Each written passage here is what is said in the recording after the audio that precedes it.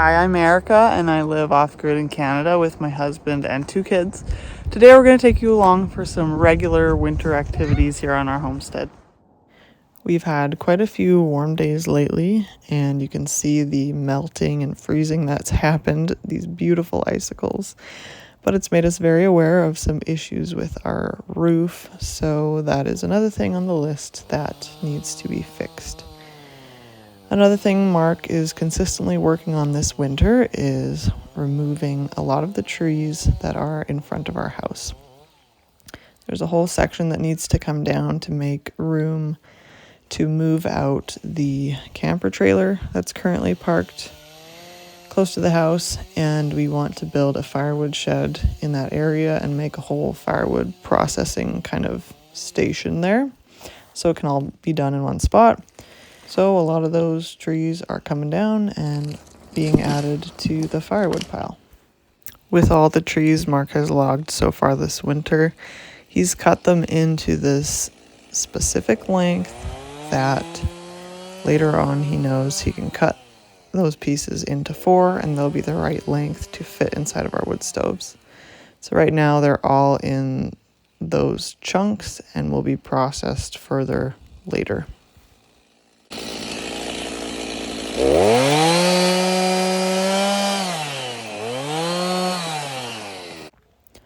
All of these trees that he's cutting down are really too close to the house anyway. So even if we didn't have necessarily a plan for that space, we are wanting to remove all the trees that are just right by the house because we do get a lot of wind here in this valley, and some of the trees are not looking too good either, so there's a high chance they could fall down on their own.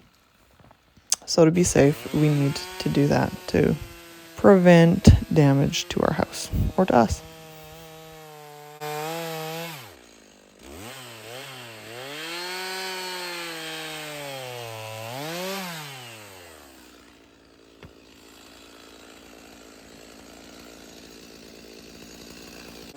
I did not grow up with this kind of lifestyle. I grew up in the big city, and I was never opposed to country living. I thought it sounded kind of interesting and like a slower, calmer life, but I had no experience with it, not at all.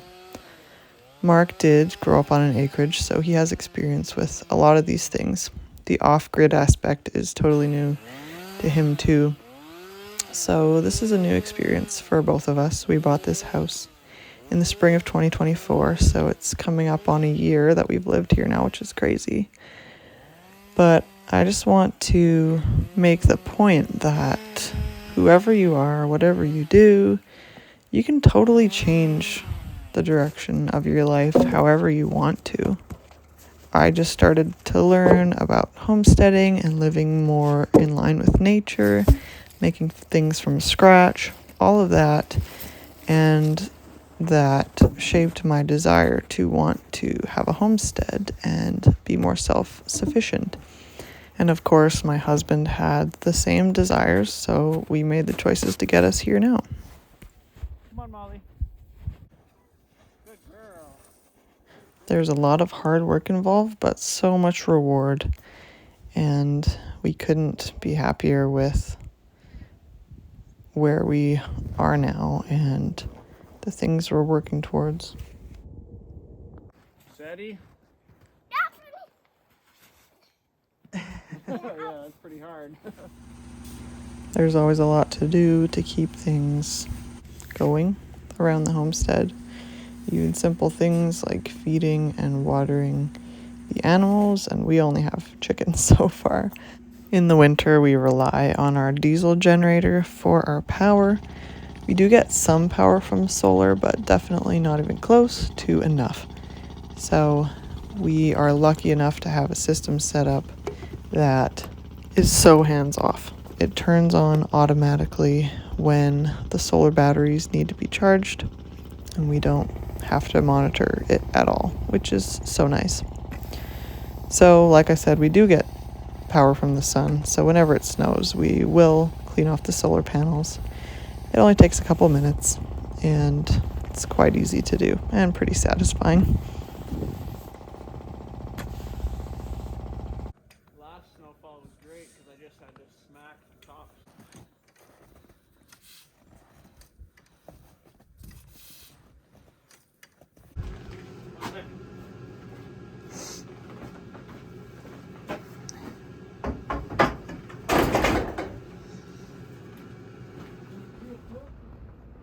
We have a tank that holds all the diesel that fuels the diesel generator, and that's over by the chicken coop. Mark has a slip tank in the back of his truck that he uses for diesel at work. So that's very handy because Mark can get diesel himself and fill up our tank himself. We don't have to order it from a company and spend the extra money for the delivery and service. So that's what he's going to do here. He also brought back some full jerry cans. We keep 4 large ones on hand. We do have a couple of gas generators for backup, and that's mainly what those gas jerry cans are for, but they're of course also for our vehicles if we need them. The pump in Mark's slip tank is not wired into his battery, so he has to connect the wires manually every time he needs to pump diesel out of the tank. So that's what he is doing here.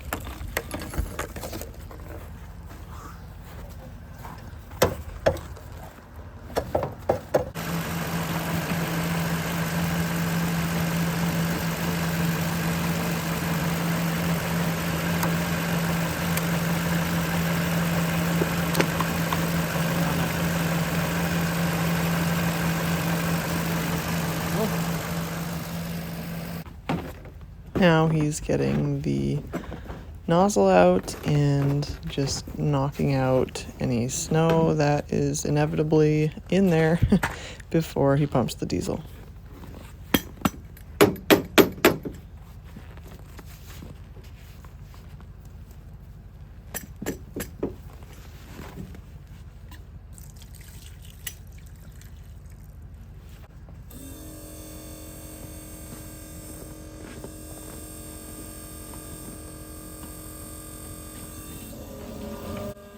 Eventually, we will figure out something much more efficient because right now Mark's just pumping into this jerry can, walking it over to the diesel tank, pouring it in, and doing that over and over again until the tank is full.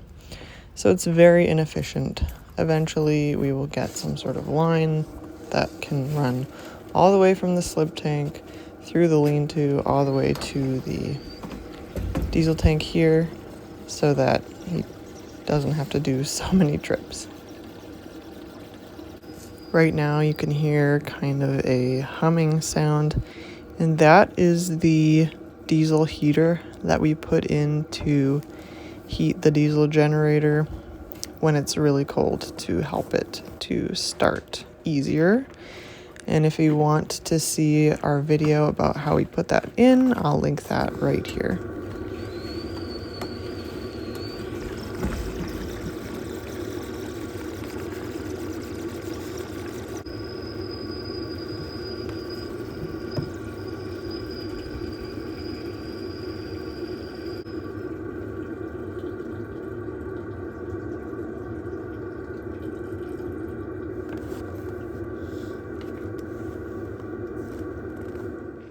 There's always work to do, but there's always plenty of time for enjoyment and fun as well. And that's really important for the kids, but also us adults. And we like to play with the dog too. She needs attention as well. Kitty, kitty, kitty. Kitty.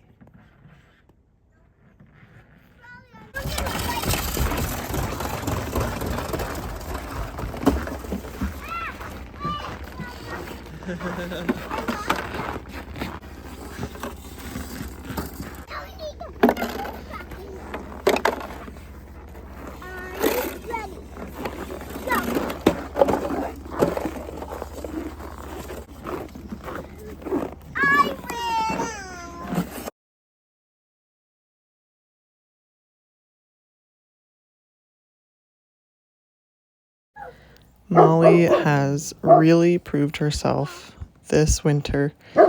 She has done an amazing job at keeping all different types of animals away from our house. She's intently barking quite often, always at things that we can't see. And every time we go for walks down below to the little sandy spot and along all over our property, we're looking for tracks of other animals, and we pretty much never find any. So she's doing a fantastic job. That is one of the reasons why we wanted a dog, was to keep predators away.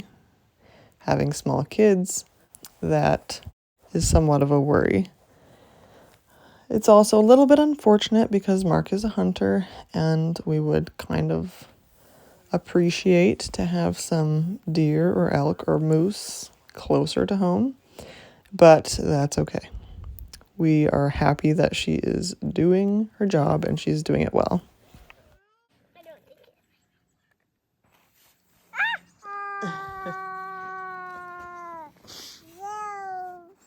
Nice.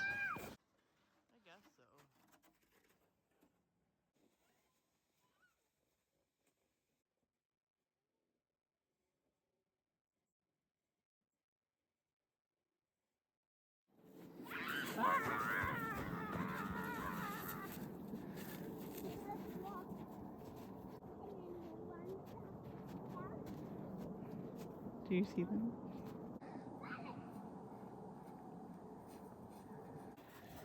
Someone got taken out by Molly. Can you see the cabin up there?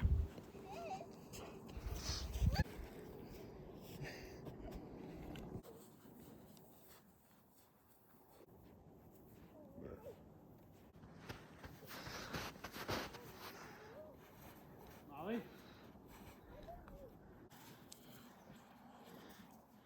Molly, where's the stick? Go get a stick.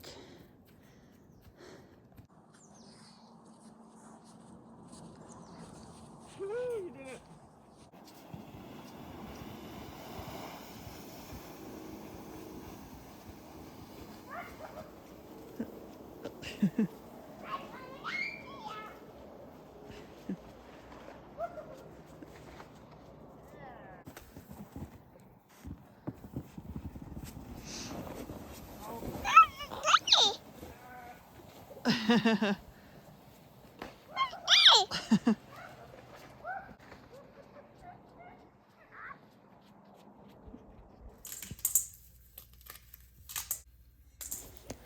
For the past 2 years, we've grown Tom Thumb popcorn, and it's been so fun. It's just a fun thing to grow. We are not huge popcorn eaters. We don't eat it very often. So it's nice to have a homegrown, high quality popcorn that is super satisfying when we do decide to have popcorn. We really feel that this popcorn actually kind of fills you up way more than store-bought popcorn does. So we grew them in our garden this summer. We picked them all in the fall, hung them up to dry, and then there was no rush. We just let them dry and hang there for months, honestly. And then one evening, Mark was ready to take all of the kernels off of the cobs. It took him probably an hour or an hour and a half to do them all. And now we have a lovely jar of popcorn to reach for whenever we want a popcorn treat. Thanks so much for watching. I hope you enjoyed this look into our life right now at our off-grid cabin. I make a new video every week, and I hope you'll subscribe, and I'll see you in the next one. Bye.